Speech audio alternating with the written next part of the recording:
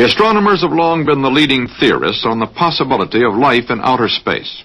Astronomer Carl Sagan is consultant to a current Air Force scientific panel. Astronomer Thornton Page was on a CIA committee that investigated UFO reports in 1952. Its conclusion? No evidence of UFOs. Our panel was expected to be, and I think was, objective in its approach, and tried to evaluate all the reports without saying they're ridiculous in advance. That has been repeated quite recently, and that is a good reason for talking with Carl Sagan here, because he's in the same position that I was, being the only astronomer in a similar panel. There's not a single verified or checked out report which is at all connectable with the possibility of extraterrestrial life.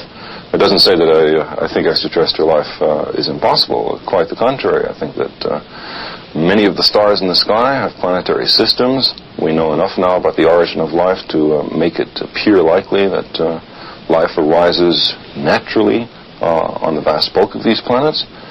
It's possible, but by no means certain, that life on many of these planets evolves into beings which are as advanced as we, or more advanced. And I don't see any reason why we can't imagine that there are civilizations thousands or millions of years in advance of ourselves, capable of technical feats that we can hardly imagine. If you would believe, as the flying saucer cultists would have us believe, that the majority of the saucer reports are due to their visitations, then you have a very strange situation.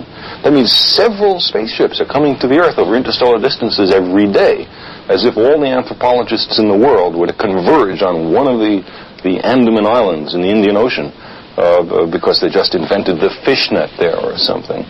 I think it's much more reasonable if you want to speculate on the possibility of extraterrestrial intelligence, that there are very rare visits from extraterrestrials to the Earth. There's no evidence for this.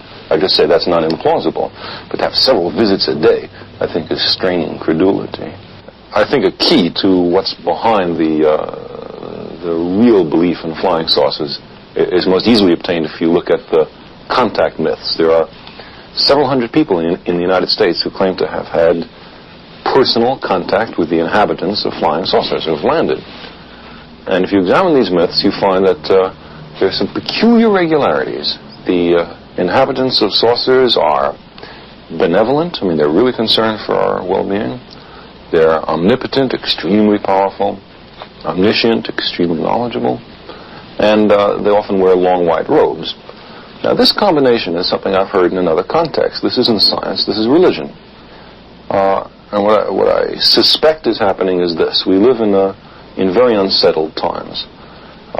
It used to be possible to believe in a personal, benevolent, powerful, all-knowing God who cared about individuals who you could pray to. But now, there's very few people who really believe that, I think. Science, for good or for ill, has destroyed a lot of the traditional theologies. And yet people have the same needs to believe that they always did, perhaps more so because of the times we live in. Well, the flying saucer myths are a really clever compromise.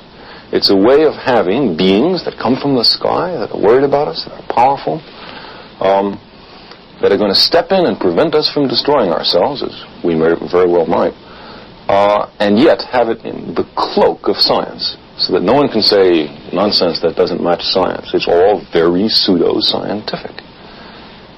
I would think that at least for the contact myths, and probably for a lot of the events of people who just see things they don't understand flying overhead, that what's involved psychology and theology, and not so much the physical sciences.